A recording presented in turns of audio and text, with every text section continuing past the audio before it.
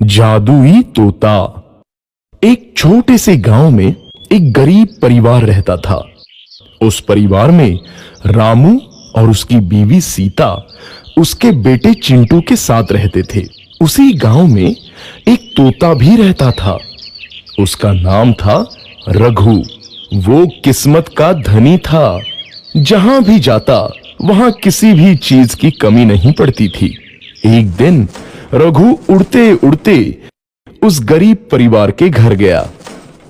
रघु सोचता है, अरे वाह, लगता है यहाँ आज बहुत अच्छा खाना मिलेगा।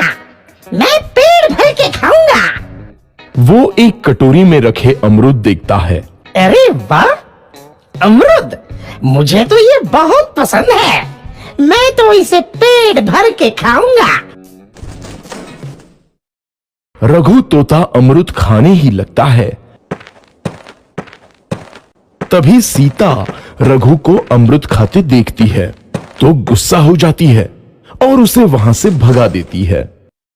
भाग यहाँ से, न जाने कहां से आ जाते हैं। मैं तो परेशान हो गई हूं इनसे। सीता के भगाने के बाद रघु चुपचाप से एक कोने में रहता है। धीरे धीरे उस परिवार की बरकत होने लगती है। एक दिन रामू और सीता खाना खाते वक्त बातें करते हैं। आजकल हमारी बहुत तरक्की हो रही है, काम भी अच्छा चल रहा है। रामू कहता है।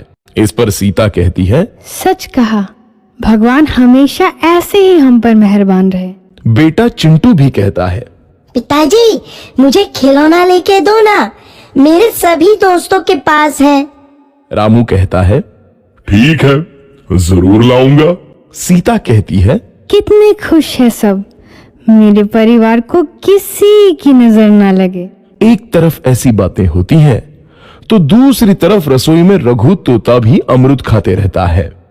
मजा आया, अमरूद खाया, मजा आया, अमरूद खाया, मजा आया। तभी सीता रसोई में आती है और रघु तोते को अमरूद खाते देख बहुत गुस्सा होती है। सीता रघु को बाहर निकालने के लिए पिंजरे में अमरूद रखती है।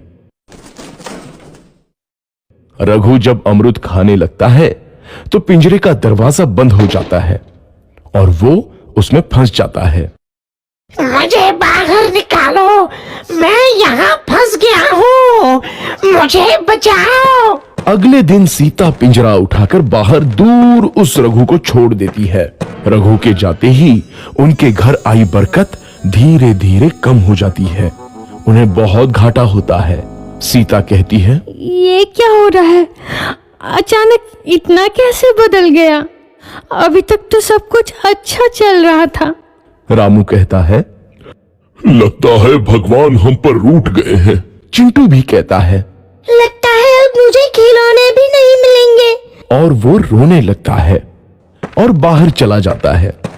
कुछ दिन बाद रघु तोता फिर से उस घर में आता है। वापस आया, मैं वापस आया, अब मैं जमकर अमरूद खाऊंगा।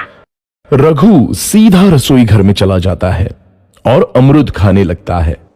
कुछ देर बाद सीता रसोई में आती है और रघु को देख कहती है, एक तो घर में पहले से इतनी दिक्कत चल रही है और ऊपर से ये तोता मुझे और परेशान कर रहा है।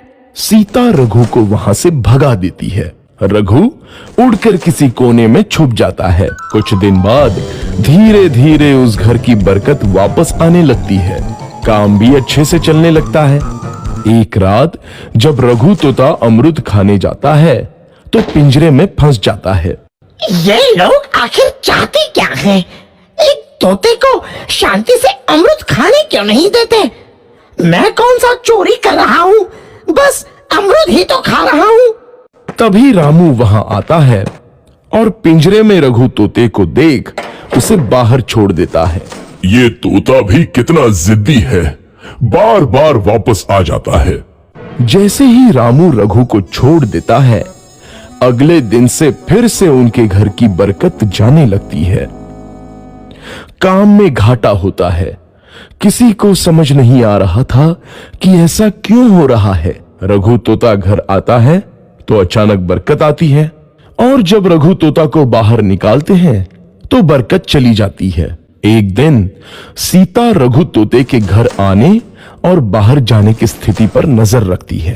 ये तोता जब भी घर आता है तो घर में बरकत आती है, और जैसे ही ये घर से बाहर जाता है तो उसी के साथ बरकत भी चली जाती है।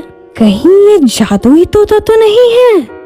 अगली बार जब ये तोता घर आएगा तो मैं इसे कहीं नहीं जाने दूंगी। सीता रघु का बहुत इंतजार करती है, लेकिन रघु तोता दोबारा उस घर में कभी नहीं आता।